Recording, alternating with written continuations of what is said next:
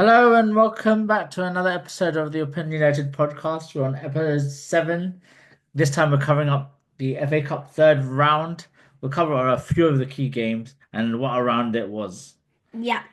We're gonna be starting off many intense games, but we're gonna head up to one of the big ones, Liverpool versus Accrington.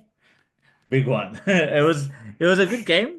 It was a good It game. It was was interesting. quite equal with chances, I would say. Accrington surprisingly got quite a few chances They through had Liverpool's Yeah, they defense. had a few good ones.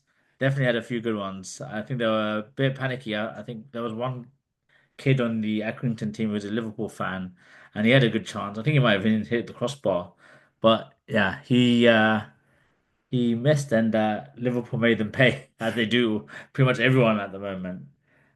Trent had a wonder goal.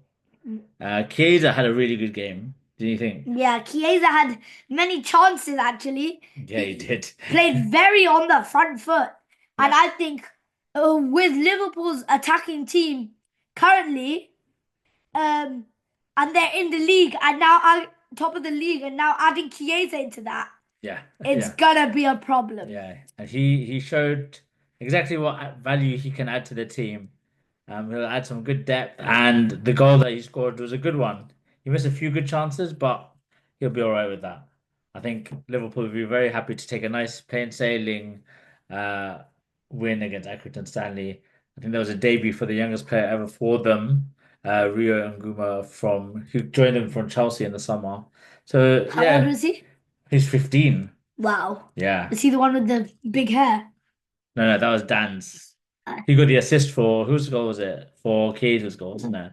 So yeah, it was good. They blended a lot of youngsters in there and come away with a good, was it 4-0 win? yeah, Yeah, 4-0. great.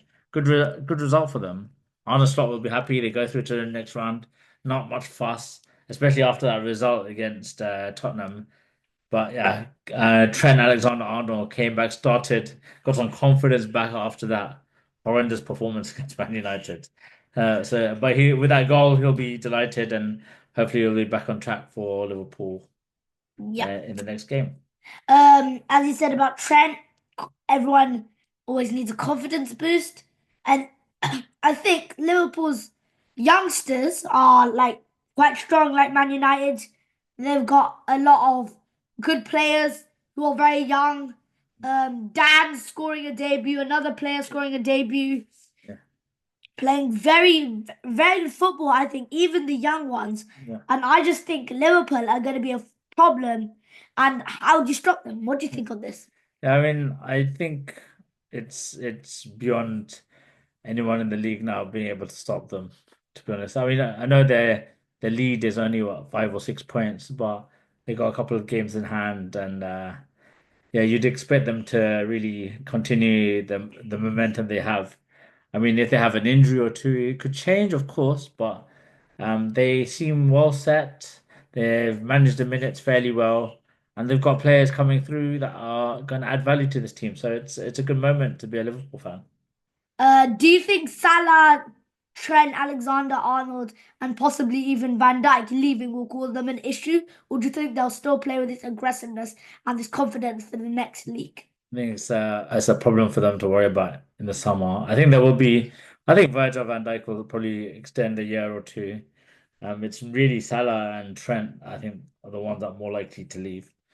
But we'll see what happens. A lot can change. I mean, you know, they're in a good way. That's right. They're in a good way. And yeah, if they're winning things, they might all want to stay. So let's see. Um, and that's the main reason why they bought Chiesa to fill in on that gap for Salah. And they're gonna find a good right back. Although I personally think Bradley is doing quite well. Yeah, he Very is. good right back for his age, and also they can put Timikas on for Robertson, although they won't still have that both aggressiveness and that stunning ability and experience on the two wing back Yeah, positions. yeah, definitely. Definitely. But yeah, good result for them. There was also a first game in charge for Graham Potter against Aston Villa. And we'll go to That was the London. Was it the London Stadium? no, we'll go to Villa Park for Oh that yeah, one. you're right. It was at Villa Park. It was a yeah. real chucked into the deep end for Graham Potter. First game, he barely had any time to train with them, but they did really well. Started really I strongly. think they played quite well for the squad that they have. Yeah, And I think Graham Potter is a great manager. yeah, it's a great Has captain. had a great season with Brighton, Yeah, had a bit of a stinker with Chelsea, yeah, but I think he's refreshed his mind, reflected on the bad experience, and he's gonna come back and make a difference. yeah. I mean, he's very good. He's a perfect addition for them. He's progressive, but he also is good at working with what they have in the squad, and he's used to dealing with a kind of club that doesn't have the financial strength that the big boys do and working within those means. So he will take a little bit of time, but if they give him the patience and the trust, it'll work out well for West Ham and they will bring players through, which they haven't really done since The only maybe big Declan signing, Rice. Yeah, the only big signing is probably Fulkrug, I would yeah, say. but the academy is really strong, and they've not really tapped into it as much as they could have. So it'll be a good opportunity with Graham Potter to do that. So let's see how it goes. It's a good start for him. I think they came through really well. They got that goal with Paqueta. It was a good, Very yeah, strong. it was a good finish. And I think they were a bit unlucky on the equalizer because the corner shouldn't have been a corner. But after it was given, there was a bit of a unlucky deflection. They got the equalizer and the momentum of the game completely changed. Had that not been given, there's a real chance that West Ham could have gone on to win the game, but it is what it is. I mean, there's no shame in losing to Aston Villa, especially this soon into his tenure. But he'll be looking to build on that. Yeah. And from Aston Villa's point of view, I think they would be happy with the result, Oh, definitely. but disappointed with their performance in the first half.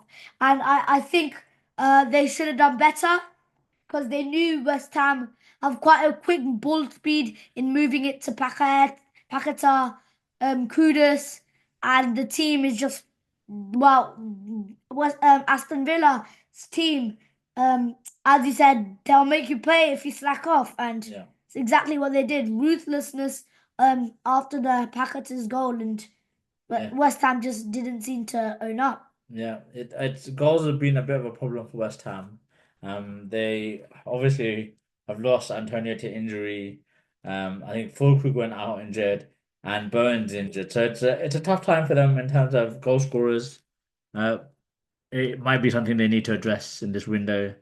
Let's see if they do, because there's not really many options out there for the kind of spending the owners will want to do. So they need to add a striker if Graham Potter is to succeed because they need goals.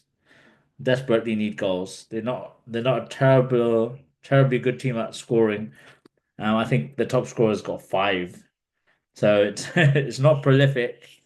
And without Bowen, they're lacking one of their main weapons. So Yeah. it's something that Graham Potter will have to address. It might be something where they tap into the academy for. Let's have a look how they get on. Right. Good game for Aston Villa. Disappointment for West Ham, and we'll move on to the Tottenham game. Yeah, it was a funny one because Spurs put on a really strong team and they were away at Tamworth, and you know what, Tamworth It went to with extra time, it which was 0-0 in the regular time, and actually at the end of the game, Tamworth probably should have won the game. They had a great chance, and I think the pressure might have got to them, but to get to they're non-league, so they're tier five of the actually, of the yeah the football leagues. So to hold a Premier League team to 0-0, especially Spurs, who put out a very strong 11, to be it honest. wasn't their It's strongest, not the strongest, but it was but it was close. quite a It strong was team. close. It was close. And like playing four leagues above their league, like that's crazy to hold it up. Yeah, And I think they put on a tough battle for Tottenham. yeah, it did. Even and like Tottenham were warned at the start of the game when Tam was like nearly had an open goal to score in, and It, just Tottenham have to sort it out, man. yeah, I think I think ultimately fatigue probably caught up with Tamworth, and when Spurs were able to bring on Son and like Kulusevski. Kulusevski, It really Brennan it's hard Johnson. for a non-league team to deal with. And obviously the 3-0 scoreline flatters Tottenham. It really wasn't a 3-0 game. The goalkeeper did very well. I have to say, Jazz Singh for Tamworth did excellently. He had a good game. Um, and it's probably a bit ups, hard done by to have conceded 3 goals. The first goal, in fact, was really scrappy. It was very unlucky. Yeah, But just like a little that tapping. yeah, that opened the floodgates. It was their own goal by it's I can't remember the guy's name, but it was yeah, a shame to concede that way, but it was yeah, what really deemed the end for Tamworth in that game. Well done to the Tamworth Well done, team. yeah, definitely well done for them. They Maybe put up they a can good fight. slide to getting League Two places this year. I think they deserve it after that performance. Yeah, we'll see. We'll see how they get on. There is a one special mention I want to bring up, which is Plymouth. Plymouth have not had the best year in the championship so far. Had a pretty tough time, but they went and beat Brentford in this At round. home, I think. Yeah, it was 1-0 right at the end. Great result for them. So well And done to Plymouth. Brentford don't usually lose at Yeah, home, so Brentford are a team that are tough to beat. So yeah, great result for them. they're in great form as well right now Oh in the yeah, Premier League. yeah. And for Plymouth to win like that, that'll surely give them a confidence Yeah, it was boost for the next game. definitely the kind of result that might help them stay up because it will give them a lift that they can do it. And bring beating Premier League opposition is big for them. Yeah, right. Next game, probably the biggest game, Yeah, the tie of the round for sure. Manchester United versus Arsenal. Yeah. What a weird one that was. What a game. What a game. I mean, Special mention to Binder. yeah, I mean, he started off a bit Exceptional. he started off a bit shaky. The kicking was a bit all over the place.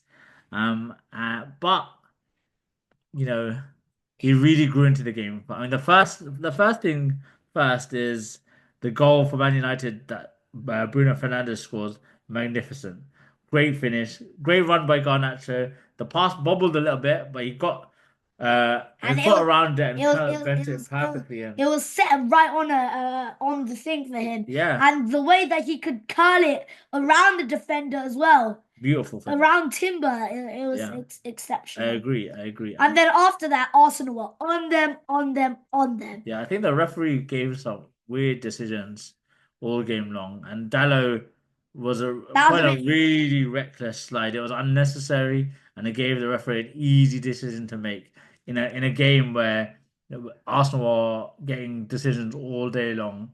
Yeah, I mean the main one for me before that even was Bruno Fernandes was fouled from behind, the one where Gabriel Jesus went off injured and nothing was given. In fact, Bruno Fernandes was yellow carded for reacting and throwing his boot to the ground.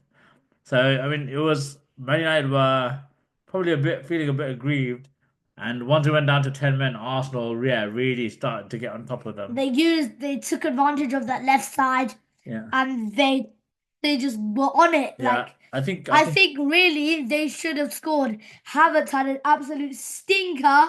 Oh yeah, he missed a great chance, a couple of great chances, And didn't he? I don't blame him because he's come up from injury. He has to grow in his confidence. He's been a bit shocked with not having Saka to provide for him. Yeah, I think Gabriel Jesus has taken his place, and yeah, I mean Gabriel Jesus did get injured when he fouled Bruno Fernandes, so it opens up a run of games and a real stint up front to help get that goal scoring form back. I really think But Kai Havertz should be playing in the midfield. Like, the attacking midfield maybe, but I think Arteta likes him being the focal point up front, even if he's not a traditional striker, just to link everything together. mm, But he did miss it. Yeah, a real well, couple of chances. But I mean, Gabriel got a goal for got the equalizer. It was a it deflection. was a bit of a dodgy one. Yeah, Like, it was a hard decision for Bayern. I mean, he was playing well, and that goal it could have been the one that knocked the stuffing out of him, but came back into it. There was a ridiculous penalty given to Arsenal. I don't know what we were thinking. I mean, Havertz went down really lightly, but and by he couldn't do anything, right? yeah. Because he was slipping and he had his leg out, and the It wasn't even a leg contact. out, it was his hand that touched him, and No, he Havertz, had his leg up, but the leg didn't contact. It was the hand which he was trying to move that yeah, made the connection. yeah, It was. I think the ref was biased all game, and yeah. The reaction online was very much the same. Everyone felt that the referee had a really bad game. But Odegaard failed to make United pay for it, and Bayinda with a super penalty save. great save. Fantastic. And he made a couple of great saves after Declan that. Rice's Declan's header. first save, the header, and the shot where he pushed one Yeah, to the side. but I have to credit Yeah, Harry Maguire, De Ligt, yeah. and Lissandro Martinez. Superb. I could not say more. Yeah, they were really, really De good. Ligt stopped an open goal for Oh yeah, Trossard. what a stop that was. Maguire stopped a goal which was going right into the corner with his Yeah, head, yeah, with and his face. Lisandro Martinez is sliding everywhere, putting his body yeah, more than his actual heart on his line. yeah. I think even the subs, even Ugarte was fantastic. Even the sub Xerxes, who's had a tough time from a lot of the press, He and played he excellent. was pressing, he was creating chances. He really, really good. His Exactly shots the were yeah. perfect. The energy that it was the energy that they needed when going down to 10. And yeah, And yes, then Arsenal had chances. Arsenal did have so chances did to win Man this. United to win it Oh at yeah, the end with yeah. Zaxi. Oh yeah. But I mean the Havertz chance, especially from like 2 or 3 yards away over the bar. Oh, in He was Man on his United did manners. ride their luck a little bit, but it's probably a fair result. I think that the expected goal probably flatters Arsenal a little bit. But because obviously there were 10 versus 11, but when it went to penalties, it only really looked like one team winning it once the penalty started. Because Manchester United are always ruthless in penalties. yeah, and even though the best penalty takers, apart from Bruno, were not on the pitch, every penalty was never really close to being saved. I think Raya went the wrong way pretty much every single time. Whereas Kai Havertz again It was a was good the penalty, it but was an okay penalty, but he was the one that missed for Arsenal, and it was a save. I should say it was a save by Binder, who again was fantastic in the penalty shootout and won the game for Man United, which is a real good one for them because now they've won at the Etihad, drawn at Anfield, and won at the Emirates. All right, by penalties, but these are significant results and that also team. drawn at Stamford Bridge. Don't forget that one Yeah, against Chelsea. yeah, it's a significant result for a team that's had tough times this season. Mm. I have to also add to that. Um, the penalties were spot on. Yeah, The run-ups were perfect. yeah, Every single penalty hard in the corner. yeah. Joro is not a penalty taker. He had a good game though, didn't he? Yeah, Yeah, I don't even think Lisandro Martinez is a penalty taker. Um, Zirkzee took an excellent penalty, yeah. and if they had your even in Arsenal had their Sakas, and I feel really bad for Jorginho coming off just before penalties happened, because he Oh, would have made it a difference, I mean, he would have added value because obviously he's and a so great. would Jesus as well. Jesus takes. Well, he went off injured. He just went off injured, but Jorginho as a penalty taker, probably Arsenal's best. I mean, with his absence in that, I mean, let's be fair, it was really one penalty that made all the difference in the penalty shootout. But that's how it goes. Mind could have saved more as well as True, Partey's. true, true. But there you go. It's a funny one, isn't it? It is what it And is. who's your standout performer in that game? Well, they have given Painde, but I would probably give my stand-up performance to Bruno Fernandes. It was excellent He again. he was um from the moment he scored, he knew that they had to defend. Yeah. I saw him tracking back every single time, Mm. and not many players do that. Yeah, it was He a was real. he was ruthless to get the ball, Yeah, ruthless to bring it up, and he gave it his best, which he always does, and that's why he is my player of the match. totally agree. I mean, the proper captain's performance. I think I'd probably go Harry Maguire as Yeah, he mine was because good. everything in the air he won. He put out so many chances for Arsenal. He really fought that, and led that back line to leave Arsenal with next to nothing to work with. I do think Arsenal probably be a bit frustrated that they didn't get a result here, but I think it's probably fair. I I think would put it up. with the proper 90 minutes performance, I think Man United should have won. Extra I mean, time, if it was 11 versus 11, I'm quite confident that Man United would have seen out the game. extra time, Arsenal pretty much dominated. Yeah, But if you don't take your chances in football, you're not yeah, gonna get a I victory. totally agree. I totally agree. But there you go. Man United are through to the next round. They play was it Leicester, Leicester City. So that's a game against Ruud van Nistelrooy's Leicester City. You know. he knows what he's handling with as well. Yeah, yeah, exactly, exactly. It's And and I think Liverpool, who are and they don't playing? Derby. underestimate Leicester. Yeah, Oh yeah, don't underestimate Leicester at all. They've had a couple of good games. They look a bit sharper. There could be a tricky one, but it is at Old Trafford. So Man United will be expecting to go through, I imagine. I think Liverpool had an easy tie. Man City, who beat Salford 8-0, they've got an easy game as well. I think they're playing the hardest game I would say is probably Tottenham v Aston Villa. Tottenham versus Aston Villa will be an A exciting good game. one. Mm. Exciting game for sure. But what do you think this means for Arteta? He's 2-0 down in the Carabao Cup semi-final. He's out in the FA Cup. Premier League's looking unlikely. It's another year which looks like it's going to be trophyless for Arsenal. What do you think?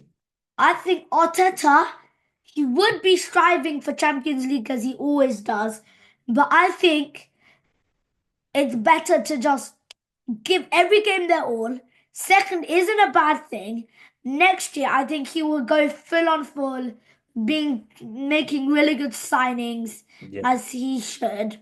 yeah. I mean, And I think he should be striving for good trophies, and he does deserve one. yeah. I mean, I think they might consider signing a striker now because with Gabriel Jesus is injured.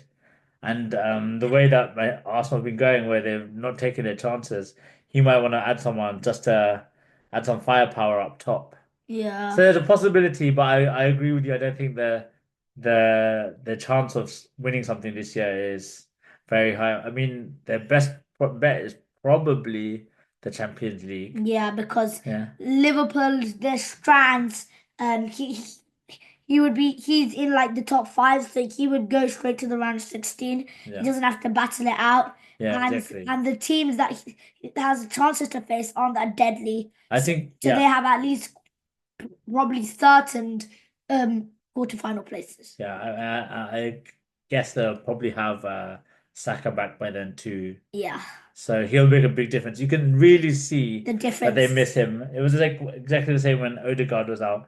Without them, they lack a creative spark, someone that's gonna make something happen in the game.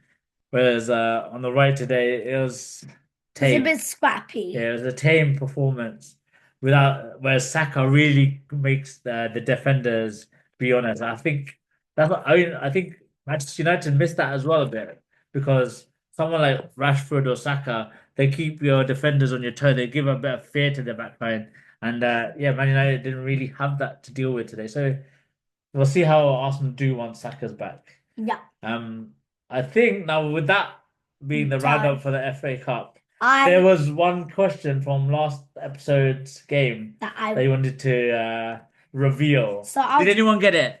Let us know. I would just repeat it. Put thumbs up and likes in the comments if you got this right. So the question was the left back was from PSG, the right back was from Al Hilal, the centre mid was from Bayern, and the left You and didn't say the left mid, I don't think. I didn't say the Yeah, left you mid, said I think left back, right back and centre PSG. mid. Yeah, I think so. And so this was the hardest question. If you got this, well done. Yeah, really well done. The left back for PSG was Nuno Mendes. The right back for Al Hilal was João Cancelo. The centre mid for Bayern was João Palhinha. And the nation was Portugal. Yeah, he was gonna reveal goalkeeper was Porto and left wing was AC Milan, But I but I think did. that would be a bit too obvious. Yes. So, but you know, PSG, Al Hilal, Bayern Munich is not a common pattern of teams for an international nation. So, great question, great question. We don't have a quiz today, so if you're looking forward to that, unfortunately, we don't have that. But next week I will be doing a guess the club quiz on their nationality. Yeah, that's a great idea. So it's the opposite of this one. Yeah, but I think it's just gonna be as tricky, maybe even harder, I think, because you know, There's some strange there's some countries. strange combinations for sure. But we'll leave it there and we'll catch you next time where we'll be rounding up on the Premier League, I think midweek games. Yeah. Yeah. Right. See you there. See you later. Bye. Take care. Bye.